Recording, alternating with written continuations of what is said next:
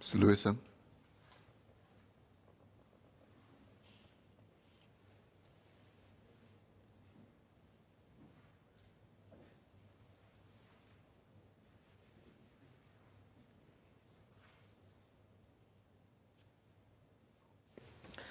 So this bill seeks to consolidate and update our laws relating to guns, explosives and weapons. The regulation of guns, explosives and weapons is important to the safety and security of Singaporeans, and our regulatory framework should be updated to account for changing technologies and threats. I have 4 clarifications to raise on this bill. My first clarification is on the proposed definition of store and the 4 limbs of the definition. The definition first sets out the first and second limbs, followed by the phrase "and includes," then the third and fourth limbs. Can the Minister clarify if this should be interpreted to mean that the first and second limbs are broad definitions, and the third and fourth limbs are specific examples of the first and second limbs? Can the Minister also clarify if the third and fourth limbs are examples and do not exhaustively set out situations where a gun or major part of a gun is deemed to be stored? I seek this clarification because the third limb refers very specifically to being in possession of any explosive or explosive precursor for more than 24 hours. The fourth limb refers specifically to controlling or managing 12 guns or a major part of a gun. These very specific numbers seem to provide an opening for someone to circumvent the law by possessing an explosive for only 23 hours or controlling only 11 guns. My second point is on the definition of weapon. The bill defines weapon in the first schedule, which comprises a detailed list, such as arrows, knives, and swords. The first schedule does not provide any exceptions for imitation, replica, or ornamental weapons.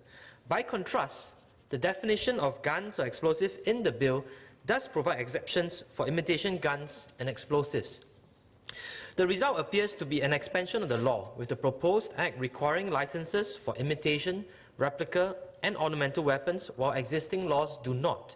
For instance, under Section 13(6) of the existing Arms and Explosives Act, a license is not required to possess a sword or dagger kept in a dwelling for ornamental purposes. While Clause 94 of the bill deems ornamental or theatrical weapons as lawful purpose for possessing an offensive weapon under the Corrosive and Explosive Substance and Offensive Weapons Act, it is not clear how imitation, replica, or ornamental weapons are treated under the new Guns, Explosive and Weapons Control Act. Can the Minister clarify if the term weapon is intended to cover imitation, replica, or ornamental weapons? If so, can the Minister share how it intends to address the enforcement issues that may arise because of the over-inclusiveness? Would the Ministry consider, for instance, issuing class licenses for activities involving objects that fall within the definition of weapons but would not ordinarily be used to cause harm, such as imitation, replicas, or ornamental weapons? My third point is about variation orders for class licenses. Section 57(1) of the bill allows the Minister to vary a class order by order in the Gazette. However, the Gazette is not necessarily accessible to the layperson. To propose to vary a class license, the Minister is required to publish a notice on a website or in any other forms readily accessible to the public.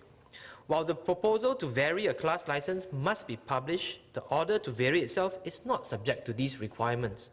For consistency and transparency, will MHA ensure that the variation order itself be published in forms readily accessible to the public? My fourth and final point is about the enforcement powers of compliance officers. The bill empowers the licensing officer to appoint compliance officers to assist the licensing officer in the exercise of its enforcement powers. These compliance officers are private contractors, not public agents. Despite not being public agents, compliance officers may exercise a range of enforcement powers under the bill. Can the Minister clarify how compliance officers will be supervised in the exercise of these powers? Will compliance officers be held to the same standard of accountability as public servants? So, notwithstanding my clarifications, I stand in support of the bill.